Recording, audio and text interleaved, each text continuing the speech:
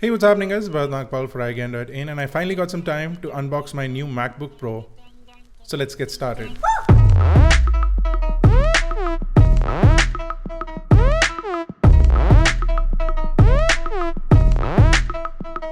The reason why I took so long to unbox my MacBook Pro and it took a really long time to come here is because I ordered a custom spec MacBook Pro. Now this MacBook Pro is basically a 15-inch top-of-the-line MacBook Pro with an updated Core i7 processor at 2.9 GHz, 2TB SSD, and Radeon Pro updated to 4GB.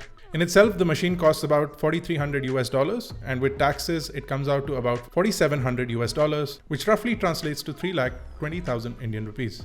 Now this is one expensive machine and it may not be a big or major update over my 3-year-old MacBook Pro, but I definitely wanted to check it out. Now inside the box of the MacBook Pro is the MacBook Pro itself. I'm going to put it to the side. You also get a USB Type-C to USB Type-C cable. Now this is a 2-meter cable, so it's fairly long. And you get a wall brick, which is an 87-watt charger with a USB Type-C port. Now you're missing out on the extension cable that Apple used to provide with their MacBook Pros. And that's something that I really used, but luckily I have a few spare lying around. Apple has not forgotten the Apple stickers or basic documentation.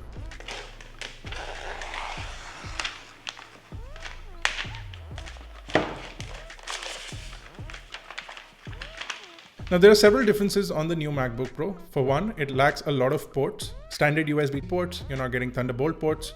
You're also not getting an HDMI or a MagSafe port. All you get now are 4 USB Type-C ports and a 3.5mm combi jack, which is a headphone jack. Apple has also removed the backlit logo on the top panel, which is behind the LCD. And the new MacBook Pro also lacks the iconic Apple boot up sound. What the new MacBook Pro does have is a Touch ID sensor, which according to me is a great feature. And you also get the new Touch Bar, which I'm going to be checking out extensively. Now the minute you open the lid of the new MacBook Pro, it turns on, so there is no real power button on the machine. The touch bar is very application specific, so it will change from app to app and it will give you relevant information on the touch bar that you can interact with. So on Safari, you can use it to switch between tabs. If you're watching a YouTube video, you can use the touch bar to scrub the playhead of the video. You can also increase or decrease brightness, increase or decrease the volume, and use the basic function keys. There are also some customization features for this in the system preferences. While typing, you also get text predictions and you also get a fully loaded emoji panel that you can choose your emojis from. But what I'm really excited about is the ability to use it while editing to scrub through my timeline. The new keyboard is also different. It's the new butterfly style keyboard. The travel distance is much less, but there is a lot more tactical feedback and a lot more sound from the keyboard. The trackpad is also gigantic. It is now a Force Touch trackpad and it'll take some time getting used to. Now the display remains the same 15.4-inch display with a Retina resolution of 2880 by 1800, but you do get a brighter 500 nits of brightness and a P3 wide color gamut. The 4 USB Type-C ports also support Thunderbolt 3, so they will work with Thunderbolt 3 peripherals, and you'll need to get a Thunderbolt 3 to Thunderbolt 2 adapter, which is available from Apple in case you want to use any Thunderbolt 2 devices or peripherals. The new MacBook Pro weighs in at 1.83 kilograms for the 15-inch variant, and it is only 0.6 inches in terms of thickness, which is about 1.55 centimeters. In my typical day on my previous generation MacBook Pro, I would connect a Samsung T3 SSD, use a wireless mouse, pop in an SD card to import some files, and charge up my iPhone. Now this will all happen while my MacBook was plugged in via the MagSafe adapter. On the newer generation MacBook Pro, you need a whole lot of dongles to be able to do that. One USB Type-C port is taken by the charging cable, and I got a USB Type-C to USB adapter to plug in my T3. My wireless mouse works without any problem. I got a USB Type-C to Lightning cable to charge up my iPhone. I got an SD card reader from SanDisk, which is a USB Type-C SD card reader to read the SD cards. But since the T3 is a USB Type-C drive, I could typically get a USB Type-C to USB Type-C cable